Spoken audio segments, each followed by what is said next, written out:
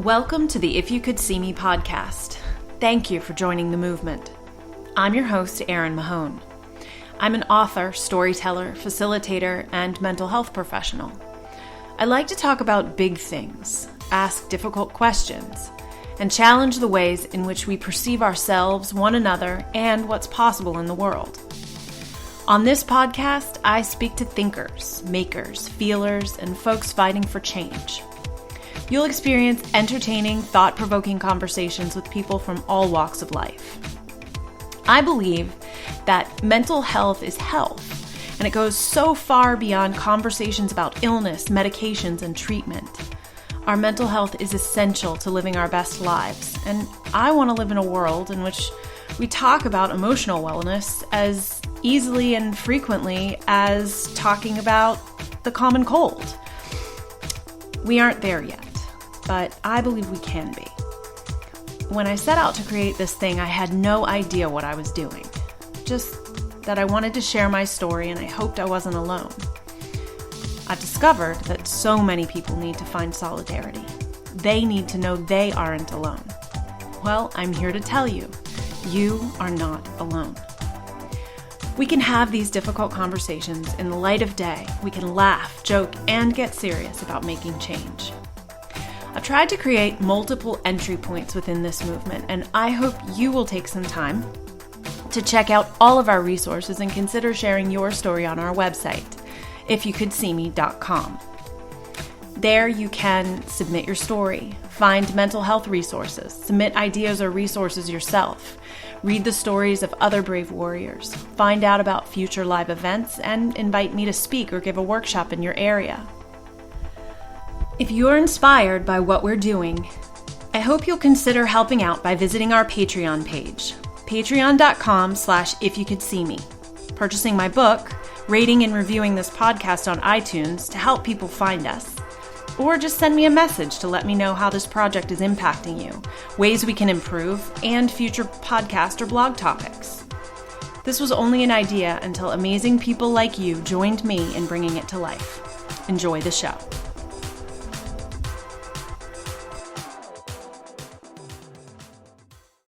Hello, friends and family, and welcome to another episode of the If You Could See Me podcast. I am happy to be here with you once again for another inspiring, exciting, wonderful interview. I'm thrilled today to be joined by one of the most recent If You Could See Me project participants, Miss Traci Jones. Traci, thank you so much for joining us today.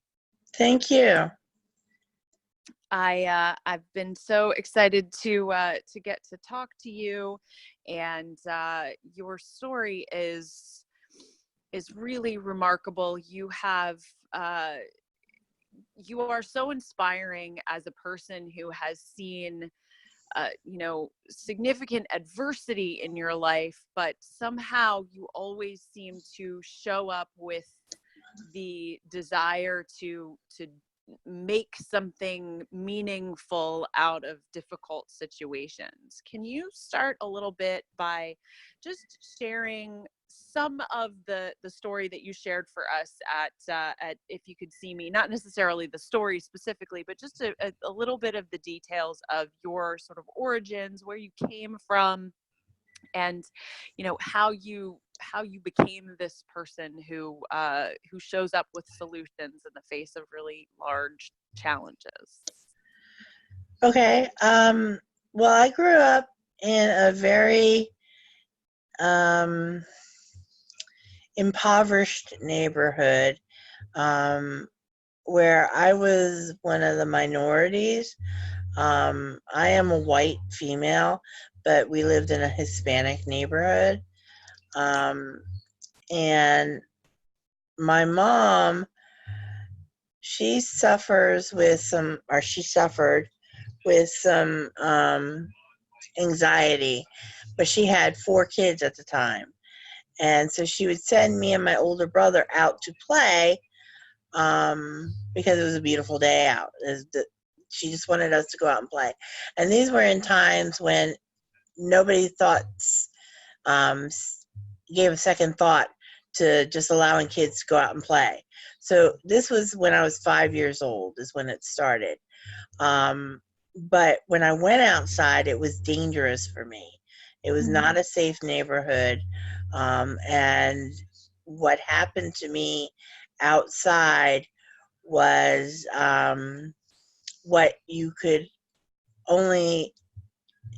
even imagine the atrocities that I endured just from going outside as a 5-year-old. But I would ask my mom if I could stay inside. And I never told her why I wanted to stay inside, but she would always say, "Don't be silly, go outside and play."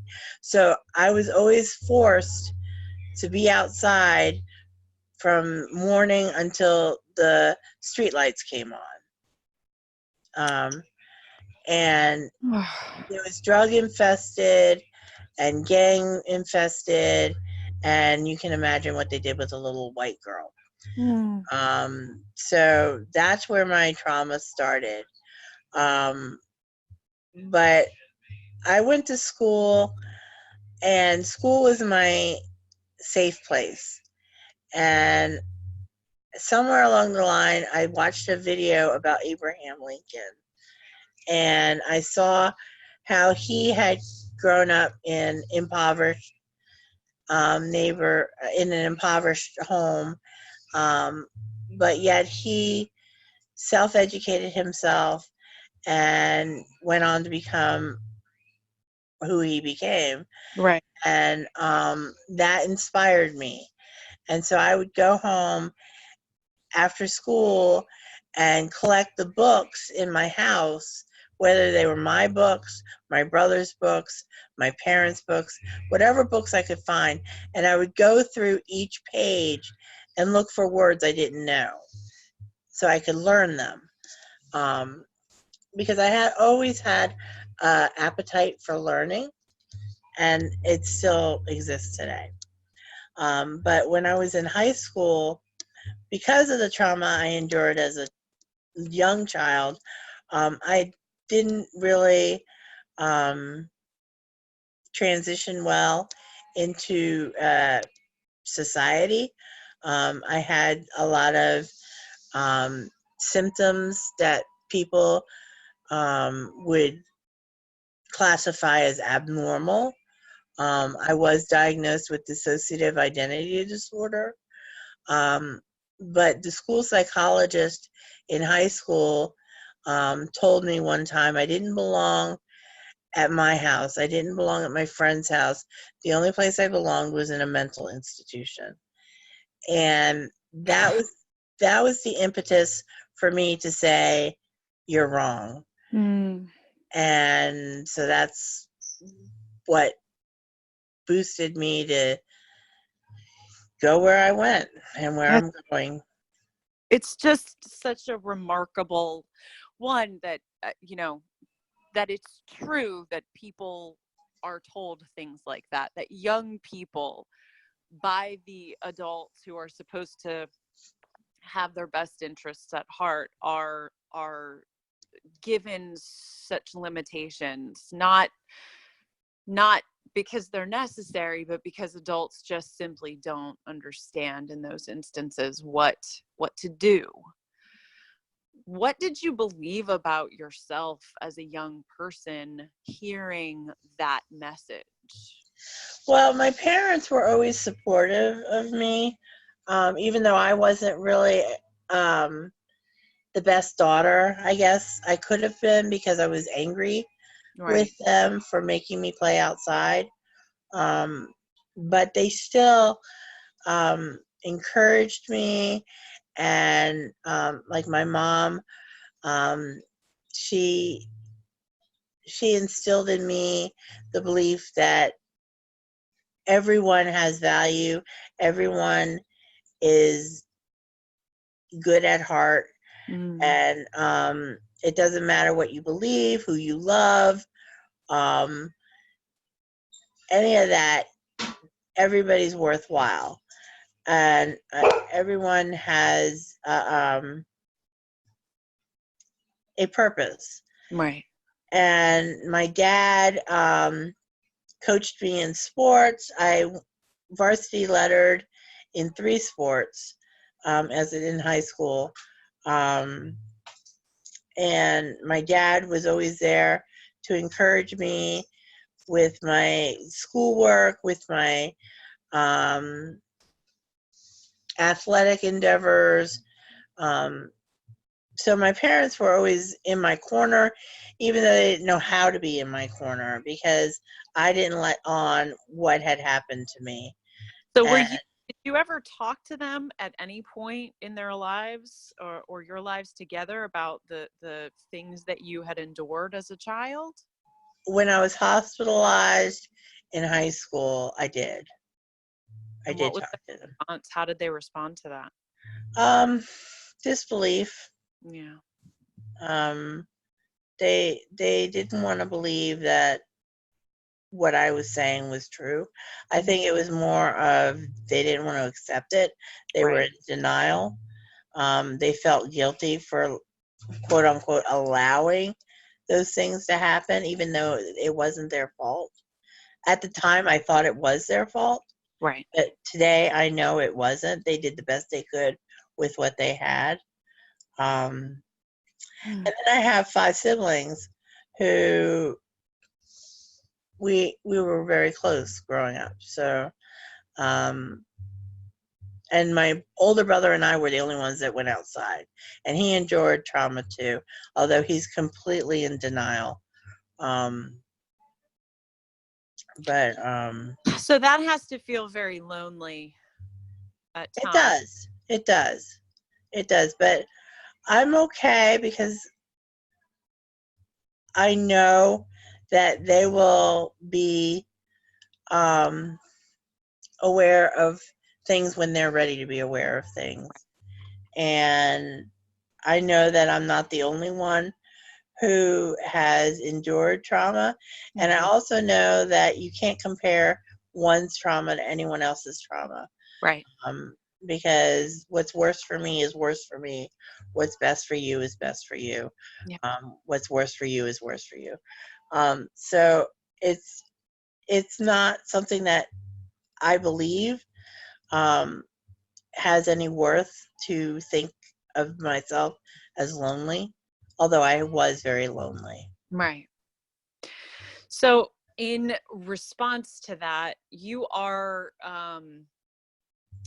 I mean, your recovery journey is remarkable, and you are very involved on many levels in the peer support movement and in the recovery community throughout Virginia. Can you talk about how you got to, be a part of the community, what it has meant for you, and how it has sort of supported you in your recovery? It began when I went to a mental health support group, and I met 2 other ladies at this support group, and then we developed a relationship, and then we found out that there was a block grant available for peer-run organizations. And we had no clue what we were doing, but we applied for that grant and we were fully funded. And we opened a peer-run drop-in center in Prince William County called Trillium Drop-In Center, which has flourished. The other 2 ladies who started it with me are still there, and one of them's the executive director. And we really wanted to help others like us. So we started Trillium, and then I got really sick physically. I have a mitochondrial disease, which affects my nerves, and it has robbed me of my eyesight, along with some other bodily functions. But I had to move to an assisted living facility in Orange. So from Prince William County to Orange County, that's a big culture shock. And then the assisted living facility I was placed in was abusive and took advantage of the individuals that were residents at the assisted living facility, and I spoke up for them. You know, a lot of them didn't have the voice to speak up for themselves, but I advocated for them. And the owner of the assisted living facility took me in the office one day and said he was going to take me out back and kick my ass until I knew who I was. Oh my gosh. So I promptly called Adult Protective Services, and then I left the facility, AMA. I just left. I had a caseworker at the CSB who helped find me a home outside of the assisted living facility. I moved to a cattle farm, but the place was eventually closed down, and that individual is in jail right now for what's it called? He took the money from the extortion. Yeah, he took the money that was supposed to go as stipends to the residents and pocketed it, basically. In addition to his treatment to them, but he's in jail for the extortion. So I don't know where I was going with that. That is such a remarkable story, though. No, I mean, I just talked about the peer recovery movement, but it just sounds like my point was to tell you how I got to Hanover County. So from Orange, I moved to Beaver Dam, and then I got to Ashland, and that's where I am today. And I started Rise Phoenix Rise, which is an animal-assisted wellness program for mental health peers, because I have found that animals have been very beneficial to my recovery. So I wanted to share that with others. So in addition to the significant childhood trauma that you experienced and the hospitalizations as a teen and young adult, you've experienced some really significant loss in your adult life. Can you talk to us a little bit about those experiences and how you have continued to move forward through all of this just incredible difficulty? Sure. I was pregnant with my second daughter, and one day I sneezed, had a pain, and I thought something's not right. So we went to the doctor, and the placenta had detached. And she was only 28 weeks gestation. So at that time, which was in 1996, the placenta had detached, and my cervix had started to efface and dilate. So they said there was no choice; they had to deliver her, and they could either let her come naturally, and she would absolutely have no chance, or they would do a C-section. And I dissociated and said, you can't take her. She's too young. It's too early. And I was refusing to let them do anything. And I was hemorrhaging at this point, and they said, no, we have to do a C-section. And I was refusing. So my husband at the time signed a paper saying I was irrational, and they performed the C-section on me without my consent. And they were prepping me for surgery, and I was still aware of what was going on. But I was aware in a different in a different state, if that makes sense. I was dissociated. So I was like watching myself. Right. I couldn't control myself. I couldn't speak for myself. I was not myself, but I was watching myself like I was in a movie. And they were prepping me for surgery, and I was still awake, and I was terrified that they were going to cut me when I was still awake. So that was a trauma, just that whole surgery. Then I woke up, and they said they were going to do everything to save my little peanut. And it was a girl.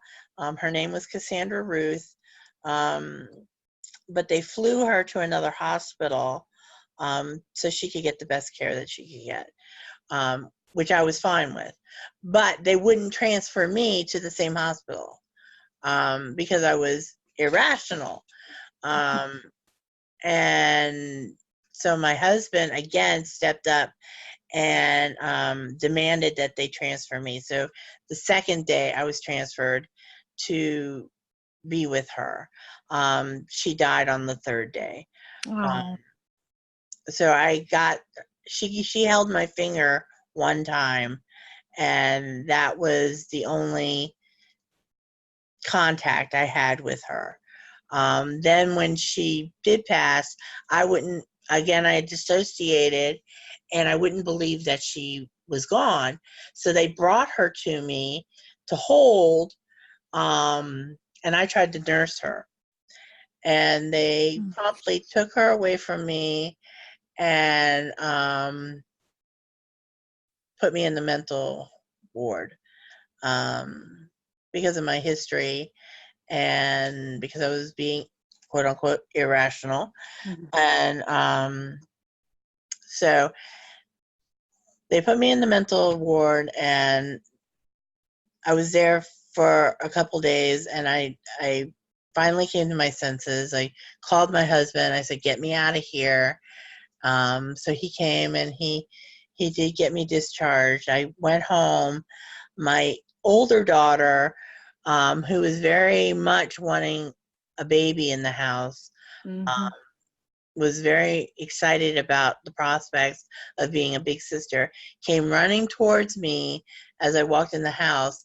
Now, granted, I had staples all the way down my abdomen from the C-section because they did an emergency C-section, so I was cut vertically rather than horizontally. So I had staples going all the way down my stomach. So she comes running towards me, and I thought she was going to hug me. Instead, she started punching me in the stomach and telling me I killed her sister. Oh. So that was traumatic, to say the least. Right. And then 3 years later, I was ready to try to have another baby, and I went to the OBGYN. They said it was okay to try. I came home. I called my husband, who was at work at the time, and I told him, and he wasn't excited, which really made me mad. And he said, "Well, I'm coming home early." And I said, "Why are you coming home early?" He said, "Because I'm tired." I said, "Why are you tired?" I said, "Oh, you're always tired." He said, "No, Traci, I'm really tired." I said, "Whatever." And I hung up the phone, and I took my daughter and I went to work because I worked at a before and after school program. So then I came home and I found him, and he had taken his own life. So I have a lot of guilt about that. I'm doing better with it now, but for a long time I felt very guilty that I took away my daughter's father. Right. So Traci. two major losses, and then just recently in September, my mom, who I talk to every day, multiple times, passed away suddenly from an ailment that I suffer from. So as you are today, where you find yourself, how do you get through that darkness? What are the things that you do that keep you here and keep you moving forward? A lot of what my mom taught me, just about believing in the good energy in the world, and the interconnectedness of everything. And my church has been very helpful. I go to a Unitarian Universalist church, and they've been very helpful. And just learning. I still go to school. I'm pursuing my PhD right now, and just learning about how things work in this world has helped me. I'm studying organizational leadership, which is a business psychology degree. So I'm learning about how systems work and organizations work, and how I can best make a mark in this world to make it better for peers, people with lived experiences with mental health struggles. Why, I think that it's obvious, but I feel compelled for those folks in our listening audience who don't know a lot about mental health, who don't know a lot about peer support. Why do you feel it's important for peers to have this space and this voice in our community? Well, it's like you said earlier in our conversation, I felt alone. Right. Well, when you have someone else who has lived experience, who has come through it and is on the other side and is in the recovery part of it, because recovery is not an endpoint, it's a journey. Right. So when you see someone who has come through the dark tunnel and is on the brighter side of recovery, you have hope, and you can believe that you can get there too. And it wasn't until I started going to the support group that I realized I wasn't alone, and other people had struggles too, and everyone's perspectives are different. So, like I said earlier, everyone experiences things the way they need to experience them. And so what's worse for me is worse for me. What's worse for you is worse for you. And I can't compare the two. Right. And so knowing that, I, as a peer recovery specialist, don't put value or judgment on anyone that comes to me and speaks to me about their struggles. Right. I just listen with an open ear and an open heart, and find ways to help them see that they have self-worth and self-dignity and self-esteem and self-efficacy. Right. A lot of selves in there, but I'm dissociative, so. No, you're the best. That was a good joke. I liked that. I think about so much of what I admire and respect and am inspired by in your story is, obviously your incredible tenacity and your commitment to continue showing up, and your belief in yourself, and in, you must have an enormous amount of hope and optimism in the world as a place where good things can happen. What I am curious to know is, we live in this world where we think, we're taught to some degree, even if just by example, that there's one way to do things, and there's one way to live right, and there's one way to get a good education, and there's the right way to, to follow the path of life. And what I hear from you is that, at most turns of your life, you know, you have been met with resistance from the universe, you know, through trauma and through loss and through, you know, both mental health and physical diagnoses. And yet you continue to show up and create things and put good things out into the world. And what is apparent is that you have had to, you know, make accommodations throughout your life in order for those things to happen. So I would really like for you to share with the audience sort of this Traci, you know, mantra or mentality on the world, that, you know, your diagnosis or your medical needs or your, you know, family circumstances may create barriers, but they're not a reason to not keep moving forward. How do you find that strength, and what accommodations have you put in place to be able to, you know, get through your bachelor's degree and your master's degree and into your PhD and start nonprofit organizations and, you know, and just create this incredible community around yourself that you have created? How do you do it, Traci? Well, my uncle has a saying that I guess I've adopted as my own mantra, and that is, it is what it is. Every day is an adventure. So I just accept things for what they are and know that it's just an adventure. It's just something that I just have to get through to get to the next step, the next phase. And there's something better beyond this struggle I'm going through.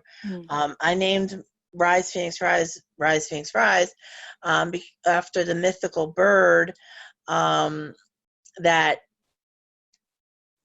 bursts into flames and then is regenerated. So I take that metaphor as a metaphor for recovery. You have a trauma, you burst into flames, and then you recover. And so I want to go from the ashes of struggles to the flames of recovery. So that's why I named it Rise Phoenix Rise. And I don't know. I just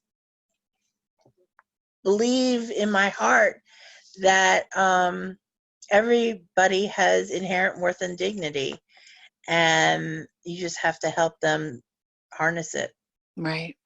No, it's so true. You and I share that belief. I think at our deepest, at our core of our being, that, you know, good can come from the most unimaginable trauma, and that every person has the capacity to give something back to the community and to the world and to themselves. And, you know, I am so grateful to have you as a part of the If You Could See Me family. You are such an inspiration. You are brilliant. And I so honor the work that you do, and the fact that you are so uniquely yourself. What are some of the joys that you have in your life right now, that, you know, just everyday things that just make you happy? Well, my daughter and my granddaughter, and my daughter is expecting another one. Congratulations! Yeah, she's due in May. So that brings me a lot of joy. My partner, my husband, George, is absolutely amazing. He's very supportive. When he first met me, we went to the tree that I had planted for my first husband. And he went up to it and hugged it. And I started crying. I said, "Why are you hugging my tree, Butch's tree?" And he said, "Because he gave me to you." Ugh. or he gave you to me. So it was just the way he embraces my traumas and lets me still have feelings for them, Mhm. and that's okay. It's just amazing. And then I have my dogs. You know, I have Jessie, who's my guide dog. Jesse. Helps me navigate through this crazy world that we have. And then I have Cornelius, who is a turkey. He's a turkey dog. So he's an Australian Shepherd pup.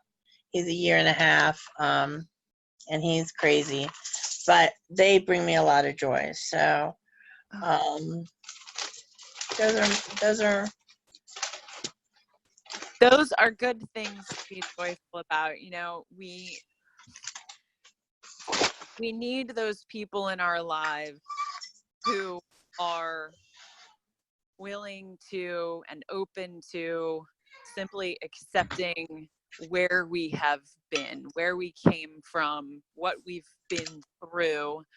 And what an incredible gift for you to have found a partner who is able to give you that kind of love and acceptance and support. And you are so deserving of all the good that can come your way. You put so much good into this world, and I'm so grateful to have become connected with you and to have you as part of our family. I'm going to put information about your organizations, Trillium Drop-In Center and Rise Phoenix Rise.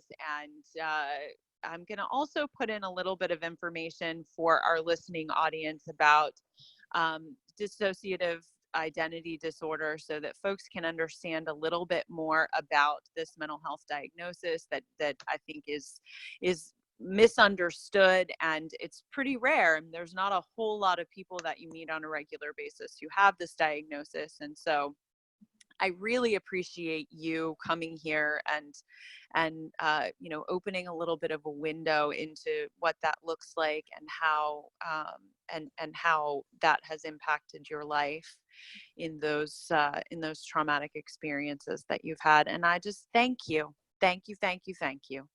Oh, thank you, Erin. You've been amazing. And it's been quite an opportunity for me to revisit where I've been and where I am and where I'm going. Well, I believe that through the telling of our stories and the listening to the stories of other people, we really can change the world. And I appreciate your being willing to be a part of it. So all the best to you. I know that we will see and talk to each other soon. And thank you so much. Thank you.